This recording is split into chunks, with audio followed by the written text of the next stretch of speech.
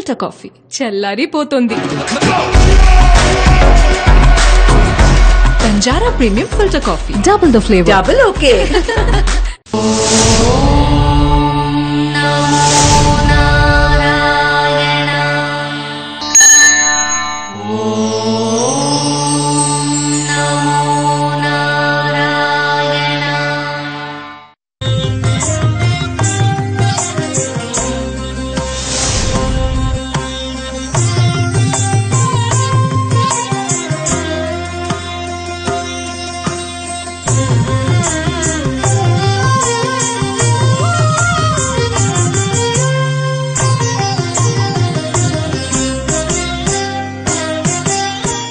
శ్రీరంగం కరిశైలమంజనగిరిం తార్క్ష్యాద్రిసింహాచలౌ శ్రీకూర్మం పురుషోత్తమంచ బదరీ నారాయణం నైమిషం శ్రీమద్వారవతీ ప్రయాగ మధురా అయోధ్యా గయా పుష్కరం సాళగ్రామగిరిం నిషేవ్య రమతే రామానుజోయం మునిః.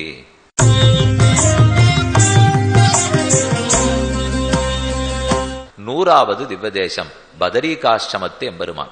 திருபதரி ஆசிரமத்திலே அரவிந்த வல்லியுடன் திகழ் ஸ்ரீ பத்ரி நாராயணனே நாராயணா நமோ நாராயணா. பதரிகான்னு சொன்ன இலந்தைன்னு அர்த்தம். இலந்த மரத்துக்கு கீழே 4 திருக்கரங்களோட பத்மாசனத்தில் எழுந்தருளி இருந்து யோகத்திலேயே இருக்கிற பெருமாள். பதரிகா இலந்த மரத்தின் கீழே இருக்கார். கர்ப்ப கிரகத்துல 7 மூர்த்திகள் எழுந்துள்ளி இருக்கா. ஒத்த 2 பேர்ல பத்ரிநாத், பதரிகாஷ்டமத்து நாராயணன், நரநாராயண பெருமாள், பத்ரி விஷால் என்றெல்லாம் திருநாமம். 23,210 அடி உயரம். கீழே பூமண்டலத்திலேருந்து மேலே ஏறிண்டு போனோம்னா 23,210 அடி. இந்த பக்கம் நீலகண்ட பர்வத்துன்னு அதுக்கு பேர். மொத்தம் நீலகண்ட மலை. அந்த மலையை பொழந்து கொண்டு ஆகாசத்திலேருந்து நதி கங்கை வந்தாளாம். கீழே இருந்து பகீரதன் தபஸ் பண்ணிட்டு இருக்கார். ஆகாயத்திலேருந்து கீழே வரச்சே இந்த மலையில வந்து தடுக்கி நின்னுது, மேல போக முடியல. உடனே இந்திரன் தன் ஐராவத யானையை குத்தினான். யானை வந்து அதுக்கு 4 தந்தங்களோ இல்லையோ, தன்னுடைய 4 தந்தத்தால நடுவுல குத்தின உடனே மலை 2ஆ பிரிஞ்சுது. அப்ப நீலகண்ட பர்வத்தம் 2ஆக பிரிந்து மேற்கு புறத்திலே நாராயணனாக, கிழக்கு புறத்திலே நரனாக என்று 2 மலையா பிரியுது. இது நாராயண மலை, அது நரன் மலை. நாராயணன் ஆச்சாரியன் குரு, நரன் சிஷ்யன். என்ன குருவனிடத்துல என்ன உபதேசம் பெற்றிருக்கார்? திருமந்திர உபதேசம். ஓம் நமோ நாராயணாயாங்கிற மந்திரத்தை நான் கண்டுகொண்டேன் நாராயணாவென்னும் நாமம்னு திருமங்கையாழ்வார் பாடினாரோ இல்லையோ, அதை நாராயண பெருமாள் நரனுக்கு உபதேசித்த இடம்.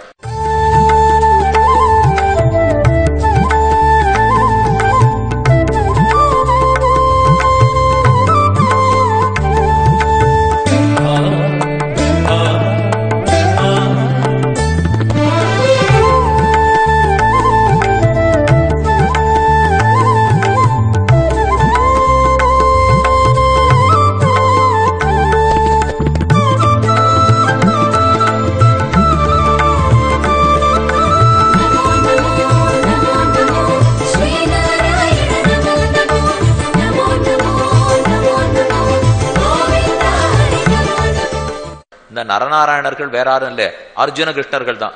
இதுல இருக்கிற நரன் தான் அர்ஜுனன், நாராயணன் தான் கிருஷ்ணன். ரொம்ப ஆச்சரியமான சன்னிவேசம். அலகநந்தா ஓடி வருகிறது. காலை 4:15 மணிக்கு பெருமாளுக்கு விஸ்வரூபம். நடுவா பெருமாள் எழுந்துள்ளிருக்கார். கீழேந்து நம்ம போகிறச்சே ஒரு இரும்பு பாலம் வரும். இப்ப சொன்ன பாண்டுகேஸ்வர் தாண்டணும், ஹனுமான் சட்டி தாண்டணும், தாண்டி பத்ரிகாஷ்டம் போறச்சே ஒரு இரும்பு பாலம். தட தட தடான்னு வண்டி போகும். நம்ம போகிற வண்டி இங்கேருந்து தில்லி போற வரைக்கும்லாம் 40 பேர் உட்காந்து போகலாம். ஆனா அதுக்கப்புறம் 27 பேர் மட்டும்தான் ஒரு வண்டியில போக முடியும். சின்ன வண்டியில தான் போக முடியும். ஏன்னா அதுக்கு பெரிய வண்டியா இருந்தா போகும், அது பாதையில போகாது, கொஞ்சம் வெளியில போகுமோ. அதனாலதான் அந்த சின்ன வண்டியிலே போயிட்டு இருக்கா. அங்க போகிறச்சே இந்த இரும்பு பாலத்துல தடதடான்னு சத்தம் போடும். அப்படின்னு தகப்பனார் சொல்லுவார், பத்ரிகாசிரம பெருமாளை சேவிக்க போறோம்னு அவாவா மனசு சத்தம் போடுறது. இது இரும்பு பாலம் சத்தம் போடல. இப்போ மனசு ஆர்ப்பரிக்குமோ இல்லையோ. போனோம் திருராத்திரம் உஷித்வா, 3 ராத்திரியாவது பத்ரியில இருக்கணும்.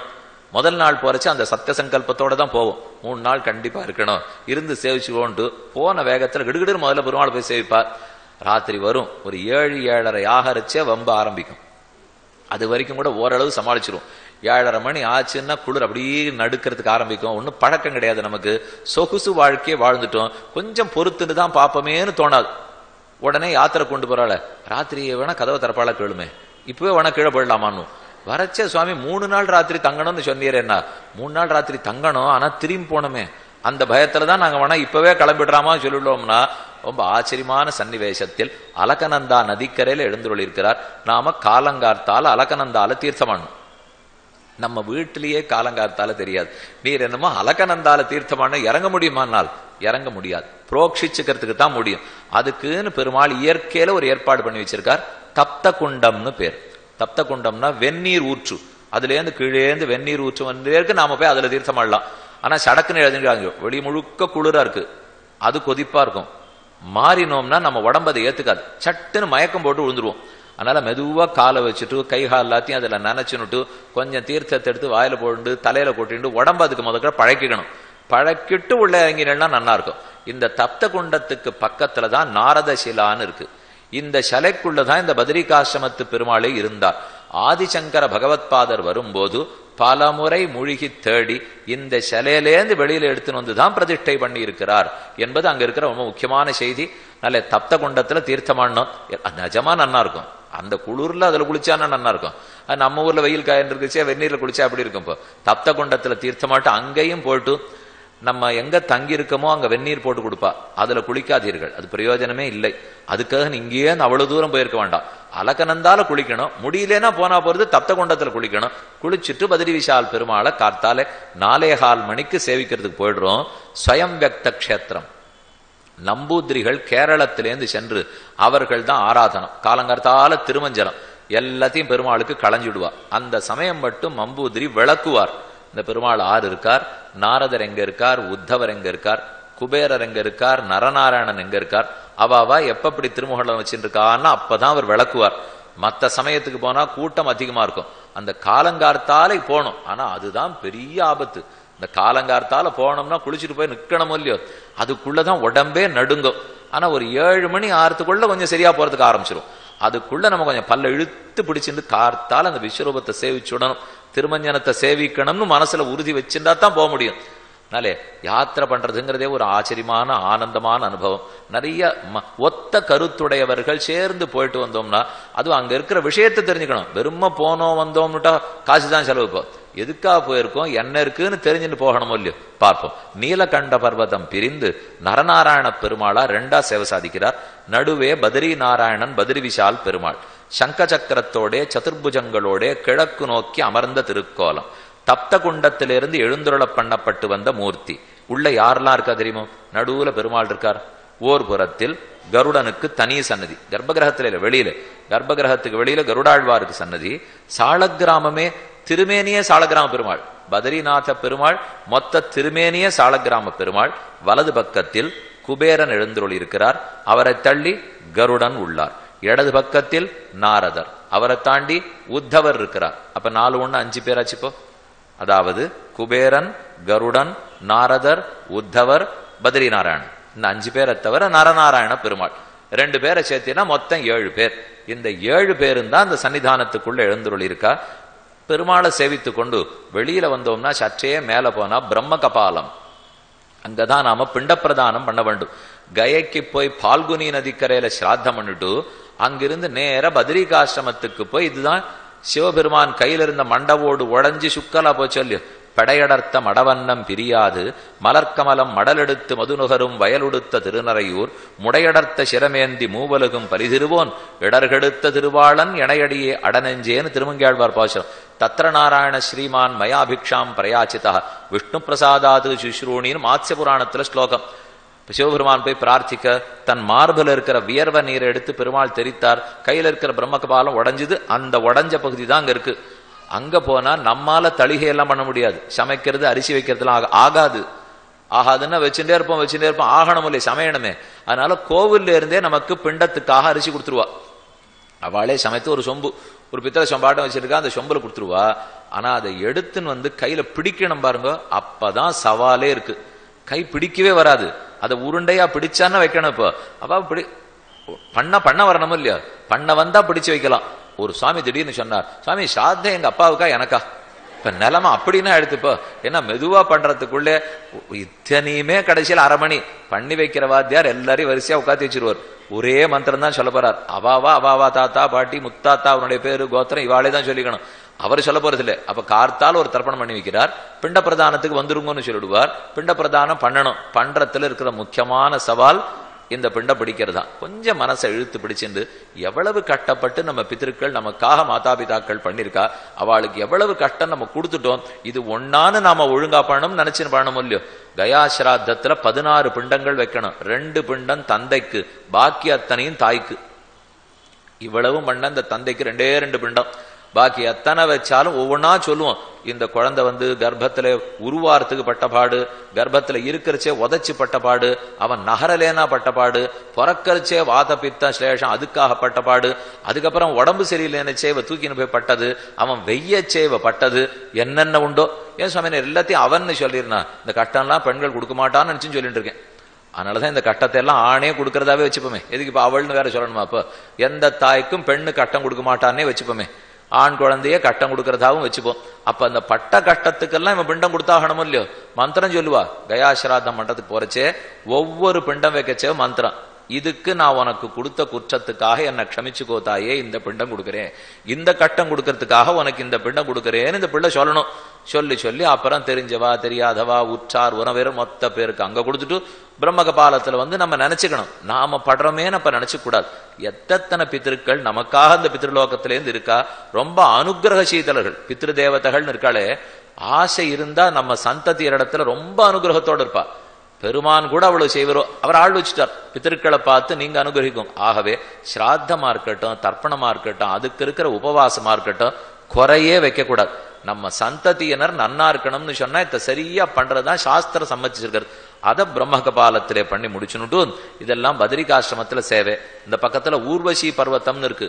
ஊர்வசி அந்த பர்வத்தம் தொடையிலேருந்து ஏற்பட்டபடியால தான் அவளுக்கு ஊர்வசின்னு பேர் வந்தது.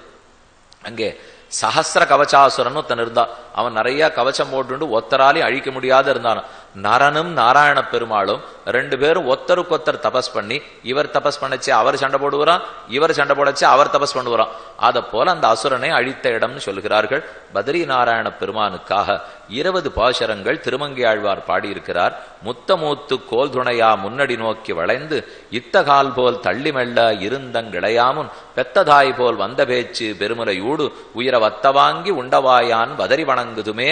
சீக்கிரம் வாங்கோ, நீங்களா வளையறதுக்கு முன்னாடி வந்துருங்கிறார். முத்த மூத்து கோல் துணையா முன்னடி நோக்கி வளைந்து.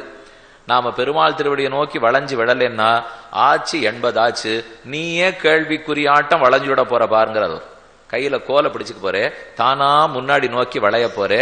அப்ப பின்னாடி இருக்கிறவாள் என்ன ரொம்ப மெதுவா போறேன், எத்தி எத்தி தள்ள போறா. அப்ப நீயா பத்ரிகாசிரமம் காலில் விழ போறே. இதுக்கு முன்னாடி ஒழுங்கா வந்து விடலாம் இல்லையோ. ஏன் அந்த நாள் வரைக்கும் இப்ப காத்துட்டு இருக்கே. முத்த மூத்து கோல் துணையா முன்னடி நோக்கி மளந்து இத்த கால் போல் தள்ளி மெல்ல இருந்தங்கிளையாமுன். இழைக்கிறதான் மேல் மூச்சு கீழ் மூச்சு வாங்குறது, மூச்சு விட முடியலே, சமப்படுறான். வேண்டாமே, இதுக்கெல்லாம் சேர்த்து சின்ன வயசுலயே அவனை பற்றி இருக்கலாமே. எப்பவோ உன்னை சௌக்கியமா அழைச்சின் பேர் வா என்ன 20 பாசரங்களால் பத்ரிகாசிரம பெருமானை பாடினார். 100வது க்ஷேத்திரம் பத்ரி விஷால் க்ஷேத்திரம் முற்று பெற்றது. நீங்க முழுக்க நான் 5 நாளும் பார்த்துருந்தது அந்த க்ஷேத்திரம் தான். இந்த பின்னாடி இருக்கிற படத்துல இருக்கிற அந்த பெருமாள் தான் இருக்கார். நீண்ட ஆச்சரியமான நரநாராயண பர்வதம். அலகநந்தா ஓடி வருகிறாள். எல்லா பிரயாகையும் சேவிச்சுன்னு கீழே வரும், கீழேந்து சேவிச்சுன்னு மேல போறோம். 3 நாளைக்குள்ள நன்னா சேவிச்சுட்டு வந்துள்ளா. நம்ம அனைவருக்குமே முதல் தரம் போறவாளா இருந்தா புதுசா கிடைக்கட்டும், ஏற்கனவே போனவாளா இருந்தா புனர்தர்சன பிராப்தி ரஸ்து.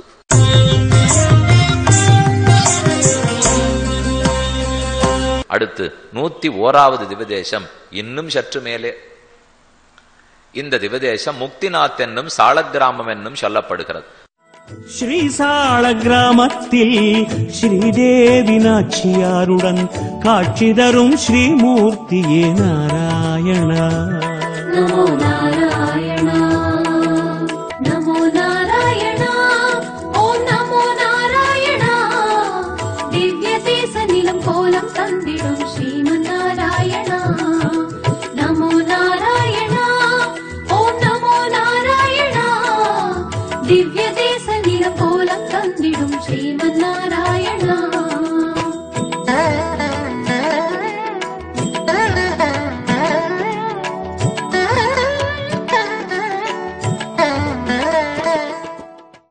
நேபாளத்தில் தற்போது இருக்கும் க்ஷேத்திரம். அப்படின்னா அன்னைக்கு நேபாளம் பாரதம் தான், இன்னைக்கு இருக்கிற நேபாளம் தான் தனியா பிரிஞ்சு வேற இடத்துல இருக்கு. இது மொத்தமே பாரத வருஷம் பரத கண்டமா தானே இருந்திருக்கு. எங்க பாரசீகத்தினுடைய கிழக்கேந்து ஆரம்பித்து கம்போதியா இந்தோனேசியா நாட்டினுடைய இடது பக்கம் மேற்கு வரைக்கும் இது மொத்தமும் ஒரு பாரத தேசம்தான். அப்படிதான் இருந்திருக்கு. மொத்தம் நம்ம ராமாயணம் பாரதம் பாகவதம் எல்லாம் இந்த இடத்துல உண்டு. அப்புறம் அப்படியே துண்டு துண்டு துண்டு கண்டம் கண்டம்னு பிரிந்து போய்த்தா இன்னைக்கு ரொம்ப குறைச்சலா இருக்கும். இருக்கிறத ஒழுங்கா காப்பாத்தின்னு சனாதன தர்மத்தோட இருந்தோம்னா சரி. சாளக்கிராமம், திருச்சாளக்கிராமம் என்னும் முக்திநாதன் என்னும் திருநாமம்.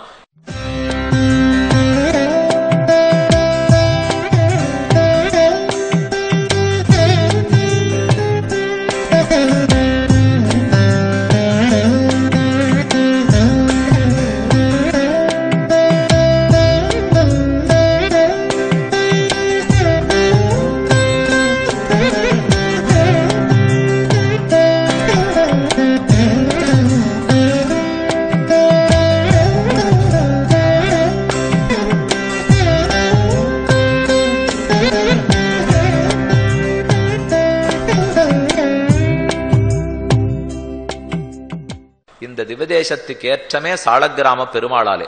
சாளக்கிராமம்னாலே கண்டகி நதி. கண்டகி நதி இமாச்சலத்திலேருந்து கீழ் நோக்கி ஓடி வருகிறாள், கங்கையோட கலக்கிறாள். என்னது கண்டகி நதி? கண்டகி நதி பெருமான குறித்து தபஸ் புரிந்து நீ என் கர்ப்பத்தில் இருக்கணும்னு பிரார்த்தித்தாளாம். அது எப்படி திடீர்னு ஒரு நதியா இருக்கே, எப்படி உன் கர்ப்பத்தில் இருக்க முடியும்? ஒண்ணு செய், நீ நதியா ஓடிக்கொண்டிரு, நான் சாளக்கிராம கல் வடிவத்திலிருந்து உன்னுடைய மடியிலேன்னு சொன்னால், ஒரு பெண்ணனுடைய கர்ப்பத்திலேன்னு சொன்னா நதியினுடைய கீழ்த்தளத்திலேன்னு சொல்லலாம் இல்லையோ, அதை போல நான் சாளக்கிராம கல்லிலே உரைகிறேன் என்று பெருமாள் வரம் கொடுத்தார். அதனால ஒரு வகையான கல், அந்த கல் பல லட்சம் ஆண்டுகளா கெட்டிப்படுறது. மரமா கூட இருக்கலாம். அந்த கல்லு முதல்ல மரமா இருந்திருக்கும், மரம் போய் கீழே பூமியில சிக்கி சிக்கி படிந்து படிந்து படிந்து பல நாள் மேலேந்து மலைகள் அழுத்தி அழுத்தி நதி அதுக்கு மேல ஓடி ஓடி ஓடி அதனுடைய அறையில இருக்கு. அதுல சின்ன பூச்சி உள்ள போறது, அந்த அழுந்தி இருக்கிற கல்லுக்குள்ள பூச்சி போய் தன் காலால இப்படி நடந்ததுன்னு வச்சுங்க, அது அப்படியே சாளக்கிராம கல்லு போலே. இவர் தான் சதஸ்ர சுந்தரமூர்த்தி, இவர் தான் சுதர்சனமூர்த்தி, இவர் லட்சுமி நாராயண பெருமாள், இவர் பால முகுந்த பெருமாள், இவர் மத்ஸ்யமூர்த்தி, இவர் கூர்மமூர்த்தின்னு அப்படியே உருமாறுறார். அவர் பகவான் வரம் கொடுக்கிறார், இந்த கல்லில் நான் வசிக்கிறேன். அதுக்குன்னு எங்க இதுல வேணா இருக்க மாட்டார் அவர். இந்த சாளக்கிராம கல்லுல நான் இருக்கேன். சாளக்கிராமம் நம்ம ஊர்ல கிடைக்குமா சுவாமி? நான் கிடைக்காது, அது கண்டகி நதியில மட்டும்தான் கிடைக்கும். அப்ப நான் இறங்கி எடுத்துன்னு வந்துடலாமான்னால் இறங்கலாம், வரலாமான்னு எனக்கு தெரியாது. இறங்கி வேணா பார்க்கலாமே தவிர மறுபடியும் ரொம்ப சிலீர்னு இருக்கிறது காலா கண்டகின்னு கீழே சேவிச்சு விடலாம். இதுக்கு நம்ம போக வேண்டியது ஒன்னும் 2-3 வழி இருக்குன்னு வச்சுக்கோ. பீகார்ல போய் சீதாமரி வழியாவும் உள்ள போலாம், போயிட்டு போக்ரா போய் ஜொம்சம் போய் அங்கிருந்து சாளக்கிராமத்துக்கு போகணும். அப்படி இல்லைன்னு சொன்னா நாராயண காட் வழியாவும் போகலாம். 2-3 பாதை இருக்கு நேபாளத்துக்குள்ள போறது. எது வழியா உள்ள போறீங்களோ அதுக்கு பக்கத்துல சோனாலி எல்லைன்னு சொல்லுவா, அந்த எல்லையை தாண்டி போக்கராக்கு போய் ஜொம்சமுக்கு போய் ஆபத்தெல்லாம் இருக்கு. ஆனா இப்ப போலான்னு வச்சுங்க, போறா கூட்டின்னு போறா போயிட்டு வர்றவா இருக்கா, ஒரு 20 பேர் 30 பேர் 40 பேர் அளவுக்கு போலாம். அதுக்கு மேல கூட்டமா போக முடியாது. கீழே கண்டகி நதியில தீர்த்தம் ஆடிட்டு அந்த கண்டகி நதியோடையே வண்டியில மேல போகணும். மேல போக போக வாயு கொஞ்சம் குறைஞ்சுட்டே தான் இருக்கும், மூச்சு விடுறதுக்கு சமமா தான் இருக்கும். இல்ல ஆகாய விமானம் போய் கூட இறங்குறது. அங்க இறங்கிவிட்டாலும் கடைசி கொஞ்சம் தூரம், ஒரு 1/2 மைல் தூரம் வரைக்கும் நடந்துதான் ஆகணும். அதுக்குள்ள மூச்சு வாங்கத்தான் வாங்கும். ஆனா ரொம்ப ஆச்சரியமான இடம். நம்ம நினைப்போம் ரொம்ப குளிரா இருக்கும் இருட்டா இருக்கும், அப்படி இருக்கவே இருக்காது. பளீர்னு வெயில் அடிக்கும். அந்த உயரமான இடத்துல அந்த வெயில், பின்னாடி வெள்ளியாட்டம் ஒரு மலை, இந்த பக்கம் தங்கமாட்டம் ஒரு மலை, இந்த பக்கம் அன்னபூர்ணான்னு மலைக்கு பேர், அந்த பக்கம் தௌலகிரின்னு மலைக்கு பேர். அன்னபூர்ணா தௌலகிரி 2 மலைத்தொடருக்கு கீழே உலகத்திலேயே ஆழமான பள்ளத்தாக்குல நதி ஓடுற இடம் அதுதான். கண்டகி நதி அங்கதான் ஓடிட்டு இருக்கு. அதுல தீர்த்தமாடு மெதுவா மேல ஏற போறோம்.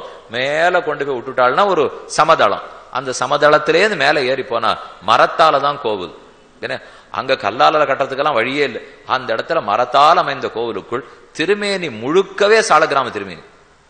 பெரியவர் அமர்ந்த திருக்கோலத்தில் இருக்கார் முக்தி நாராயண பெருமாள், முக்திநாத் பெருமான். அங்க பார்த்துட்டு இருக்கிறவா 2 பேர், அவர்கள் மட்டும்தான் அங்க தங்கியிருக்கா. வேற யாரும் அங்க தங்கறதுக்கு முடியாது. அப்படி சேவிச்சிட்டோம்னா ஒரு 1/2 மணி 1 மணி நேரம் தான் கூட்டின்னு போறவா கொடுப்பா. அதுக்குள்ள கீழே ஜம்சமனுக்கான இறங்கி வந்துடணும்.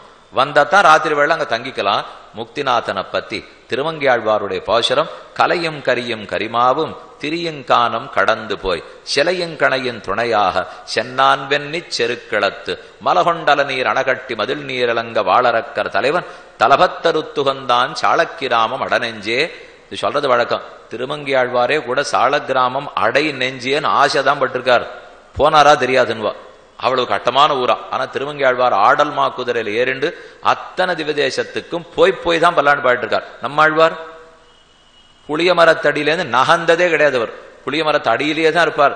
எல்லா பெருமாளும் அங்க வந்து தாளத்தை கையில கொடுத்து பாட்டு வாங்கிட்டு போகணும்.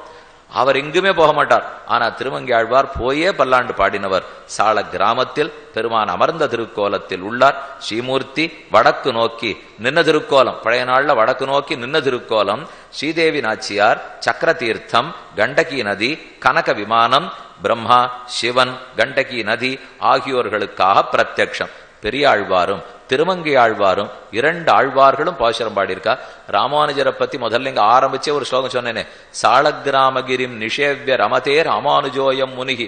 சாலக்கிராமகிரிக்கு போய்தான் வந்த யாத்திரை பலித்தது, முழுக்க சேவிச்சோம் அப்படிங்கிற திருப்தியோட சுவாமி இறங்கி வந்தார். அந்த முக்திநாத் பெருமாளுடைய அனுகிரகம் அனைவருக்கும் கிட்ட வேணும்னு பிரார்த்தித்து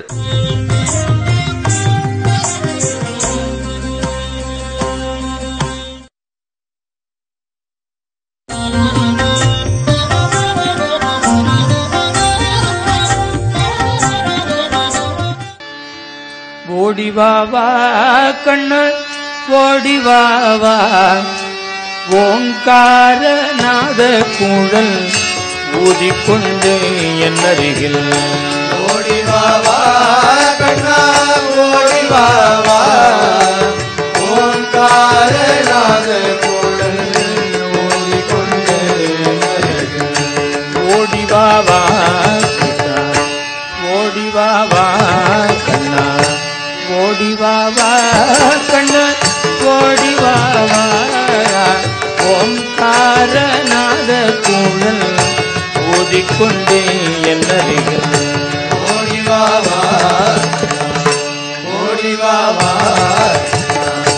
ஓடிவாவா கண்ணா ஓடிவாவா ஓங்காரநாத குழல் ஊதிக்கொண்டே உன் திருநாமங்கள் ஓதி வந்தேனே உன் திருநாமங்கள் ஓதி வந்தேனே ஓயாமல் உன் பெருமை புகழ்ந்தேனே ஓயாமல் உன் பெருமை புகழ்ந்தேனே உனதடியார் சேவை புரிந்தேனே உனதடியா தேவை புரிந்தேனே உனதிருமலரடி பணிந்தேனே உனதிருமலரடி பணிந்தேனே ஓடிவாவா கண்ணா ஓடிவாவா ஓடிவாவா கண்ணா ஓடிவாவா ஓங்காரநாத குழல் ஊதிக்கொண்டே அன்பர் குலம் காக்க துணிந்தவனே அன்பர் குலம் காக்க துணிந்தவனே அன்பர் குலம் காக்க துணிந்தவனே அன்பர் குலம் காக்க துணிந்தவனே ஆடும் மணி குண்டலங்கள் அணிந்தவனே ஆடுமணி குண்டலங்கள் அணிந்தவனே ஆடும் மணி குண்டலங்கள் அணிந்தவனே ஆடுமணி குண்டலங்கள் அணிந்தவனே அச்சுதனே இங்கு வருவாயே அச்சுதனே இங்கு வருவாயே அற்புத காட்சி எனக்கு தருவாயே அற்புத காட்சி எனக்கு தருவாயே கருணையின் மேல் பொழிவாய் கமல கண்ணா கருணையின் மேல் பொழிவாய் கமல கண்ணா கருணையின் மேல் பொழிவாய் கமல கண்ணா கருணையின் மேல் பொழிவாய் கமல கண்ணா காம கோடி சுந்தரனே கார்முகில் வண்ணா காம கோடி சுந்தரனே கார்முகில் வண்ணா காம கோடி சுந்தரனே கார்முகில் வண்ணா காம கோடி சுந்தரனே கார்முகில் வண்ணா கன கணிர சேலை இறையோனே கனகனிய தேவை நிறையோனே காணமயில் தோகை அணி முடியோனே ஆனமயில் தோகை அணியில் முடியோனே ஓடிவாவா கண்ணா ஓடிவாவா கண்ணா ஓடிவாவா கண்ணா ஓடிவாவா ஓங்காரநாத குழல் ஓதிக்கொண்டு என்னருகில் ஓடிவாவா ஓடிவாவா ஓடிவாவா கண்ணா ஓடிவாவா ஓங்காரநாத குழல் ஓதிக்கொண்டு பொன்னடியில் தங்க சிலம்போசை பொன்னடியில் தங்க சிலம்போதை பொன்னடியில் தங்க சிலம்பாதை பொன்னடியில் தங்க சிலம்போதை பொன்னரஞ்சாம் கிங்கிணிகை மணியோசை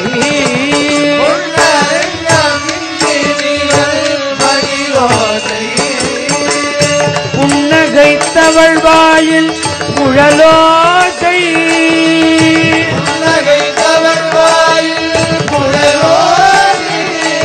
பரிபூரணமாய் தந்தருள்வாய் எனதாசை